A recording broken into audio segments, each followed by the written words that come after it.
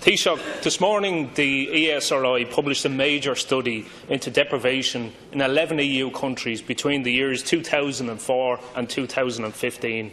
The study distinguishes between social groups who experience spells of deprivation and those who experience deprivation persistently. Across all countries, the highest material deprivation rates were found for the same two social groups, lone parents and working-age adults with a disability. The study showed a significant gap in the rate of deprivation experienced by vulnerable adults in Ireland than others.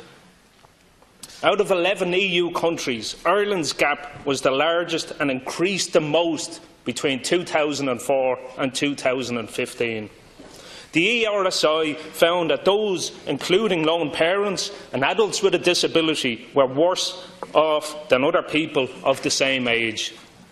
In Ireland, the persistent deprivation rate is 26% higher among lone parents and 14% higher for adults with a disability for others. In Ireland and the UK, the persistent deprivation gap between vulnerable adults and other adults increased significantly over time. This did not happen in 9 other countries, Taoiseach. The lead researcher of the report, Dorothy Watson of the ESRI, said that policies which successfully reduce poverty for the population as a whole are not enough to support vulnerable groups.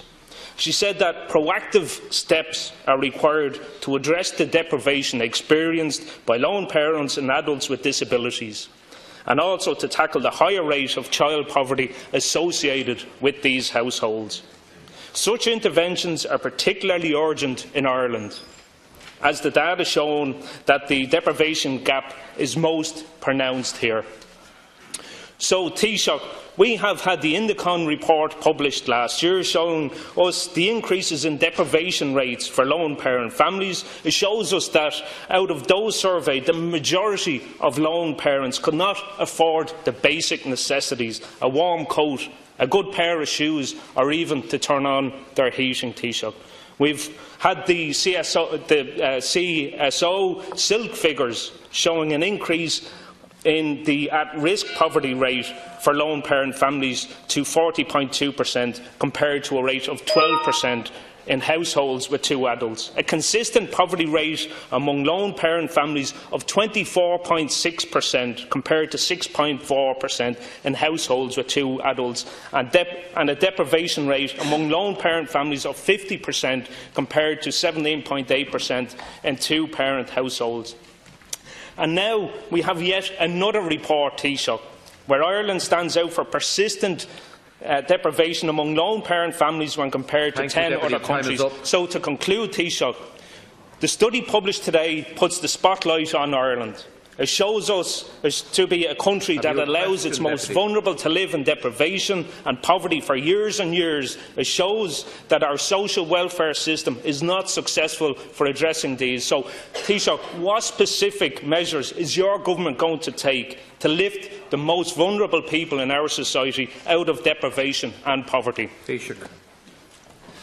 Deputy, I think it's important that we don't forget that for 10 years in this country we had a lost decade because of the economic crisis and the financial crisis. And during that period, unemployment, poverty all got worse and inequality widened. Certainly the people on this side of the House are not to blame for causing that financial and economic crisis. But we did work very hard for a decade to put things right and to put the country going in the right direction again. And during that decade, we were opposed on every occasion by your party. Every time we had to do things to get the economy back on track, we were opposed by your party. But the country has now turned the corner. We are now back on the right track. And for the past 2 years in Ireland, according to the survey on income and living conditions, which you mentioned, for the past 2 years in Ireland, in 2015 and 2016, poverty has decreased, deprivation has gone down, and inequality has narrowed. If you use the Gini coefficient now, we're in the middle zone in terms of income equality and one of the most equal in terms of income distribution among English-speaking countries. So we are very much moving in the right direction now again. And we don't have the figures yet for 2017, but I anticipate we will see them moving in the right direction as well. And the best anti-poverty policy is employment. It's a job. And it is our ambition to ensure that we have full employment in this country, and as well as that, a good job for everyone, a job that pays the bills, has security and has pension rights. And we're now at the point where unemployment was 15%. We're now down around 6%, fell to 6.1% in the figures yesterday. And long-term unemployment, people out of work for more than 9 months, is now down around 3%. So you can see the enormous progress that has been made in a very short period. And that has happened as a result of government policies. So the first thing we're doing is, of course, employment, trying to get as many people into work as is possible, because that's the best way to reduce poverty. In terms of other things, we're increasing social welfare again.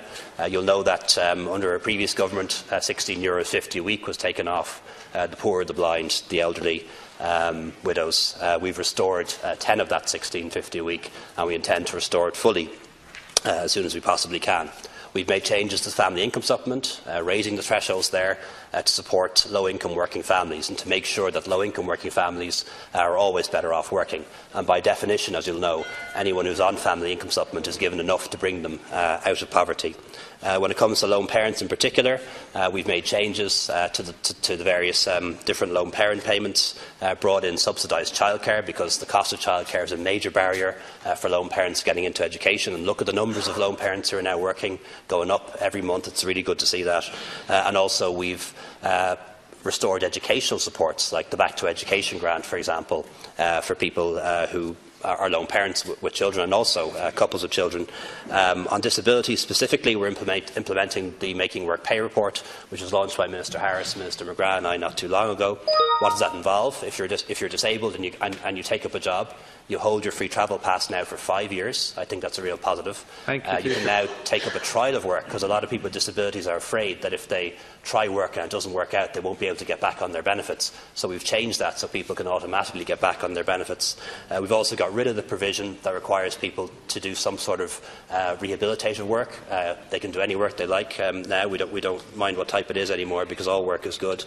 We're seeing the number of people with disabilities accessing higher education going up every year, and we've set a target in government now to increase the number of people with disabilities working for the government from 3% to 6%. So that's a flavour of the things we're doing, to answer your question, and I wish I had more time.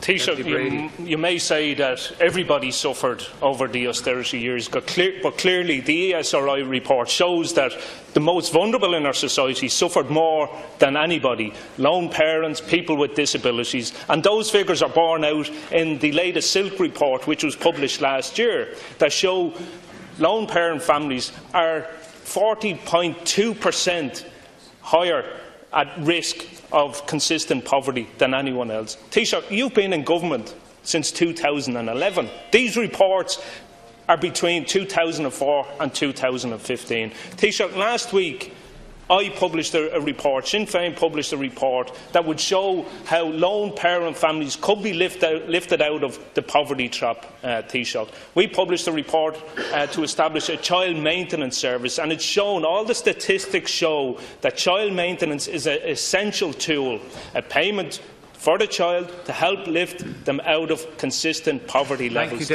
We outlined how that model could be rolled out here in this state. Taoiseach, have you had a look at that report that I published last week? If you have, will you have a look at establishing a statutory child maintenance service in this state, something that the UN actually criticised the state for in March last year for not having in place? Taoiseach, will you have a look at establishing a statutory child maintenance service in this state? Taoiseach. I haven't had a look at the Deputy, but I will. I do, when I can get around to it, take a look at all of the Sinn Féin policy papers, and what passes as a policy paper for Sinn Féin is called a press release in my party. They just take a press release and put a few glossy covers on it. There's very little detail, costings or information, and we'll come back to that another time. The people who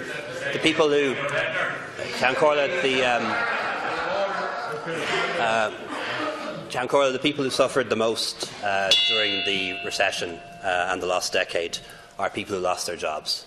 Lots of people faced pay cuts or tax increases.